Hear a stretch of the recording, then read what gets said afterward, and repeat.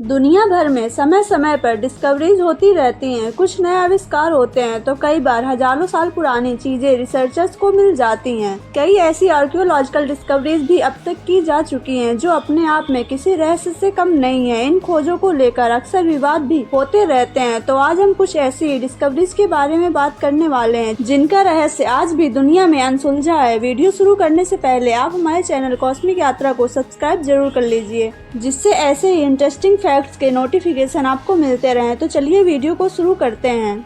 Infant Buddha.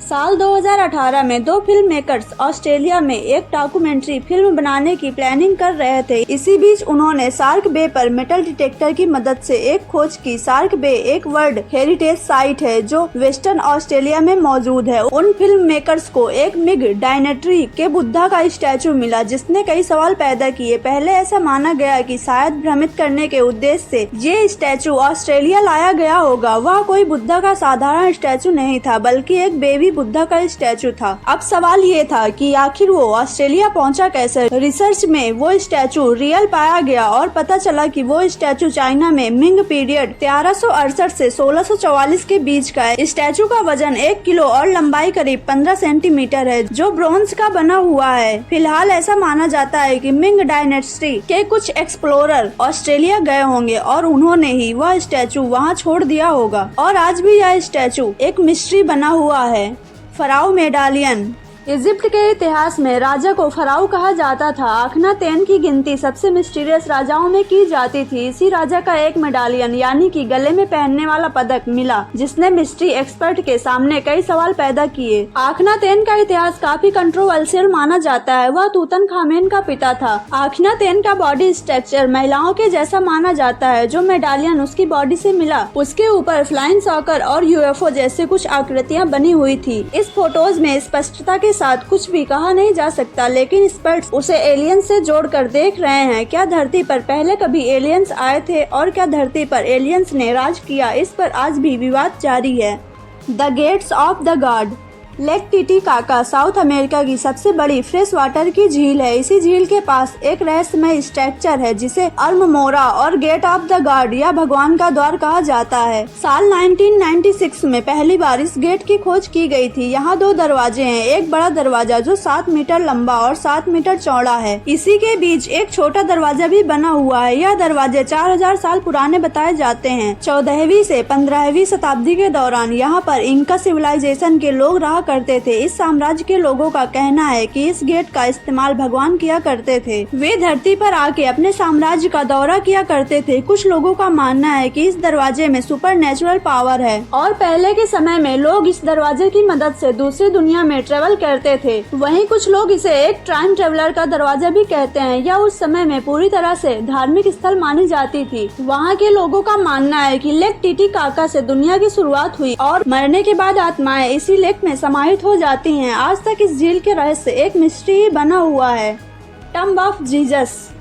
आप Christian हो या ना हो, लेकिन आपने जीसस के क्रूसिफिकेशन के बारे में तो सुना ही होगा। जीसस को किस जगह दफनाया गया था इसका उल्लेख कुछ पुरानी किताबों में दिया गया है। हालांकि वो किताबें जीसस के क्रूसिफिकेशन के कई सालों बाद लिखी गई थी, लेकिन उन्हें आज भी पुख्ता प्रमाण के तौर पर देखा जाता है। बताया जाता है कि पत्थर के अंदर मकबरा खोदकर जीसस को दफनाया गया था। आर्कियोलॉजिस्ट ने यरूशलेम के आसपास 1000 से अधिक पत्थर के मकबरों को डिस्कवर किया है जहाँ लोग अपने परिजनों को दफनाया करते थे। यरूशलेम में द हॉली चर्च बना हुआ है जहाँ पर जीसस का मकबरा होने की बात कही जाती है। ये चर्च जीसस के मकबरे के ऊपर बनाया गया था जिससे मकबरे को क्षति न पहुँचे। हिस्टोरियंस के मुताबिक ये जगह पहले यरूशलेम के बाहर हुआ करती थी, लेकिन समय के साथ साथ इसे शहर में शामिल कर लिया गया था। साल 2016 में करीब 200 सालों के बाद जीसस के मकबरे के ऊपर रखे संगमरमर के ढांचे को साइंटिस्ट ने हटा दिया था। चर्च के संरक्षण के लिए गई टीम ने ऐसा किया था।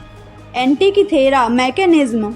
साल 1900 में कुछ ग्रीक ड्राइवर्स मेडिटेरियन सी के पास समुद्र में नेचुरल स्पंज की खोज कर रहे थे कि अचानक एक तेज तूफान वहां आ गया। उन लोगों ने ग्रीक के पास मौजूद एक एंटिकीथेरा आइलैंड पर शरण ली। इसी आइलैंड के पास उन्हें एक खजाना मिला। साथ ही उन्हें एक मशीन भी मिली जो देखने में काफी मॉडर्न लग रही थी। असल में वह गियर से चलने वाला एक डिवाइस था। पहले ऐसा माना गया था कि शायद वह किसी जहाज का पार्ट होगा जो यहाँ डूब गया होगा, लेकिन इसकी रिसर्च के बाद जो पता चला उससे लोग हैरान रह गए क्योंकि वो टुकड़ा इतना पुराना था कि तब गियर वाली टेक्नोलॉजी का आविष्कार भी नहीं हुआ था। ये तो हम सभी को पता है कि एशियन ग्रीक पीपल टेक्नोलॉजी के मामले में दुनिया से 2 कदम आगे रहे हैं, लेकिन क्या उन्होंने बहुत पहले ही मॉडर्न मशीन का आविष्कार कर लिया था? इस बारे में फिलहाल शोध जारी है और ये रहस्य आज भी अनसुलझा है।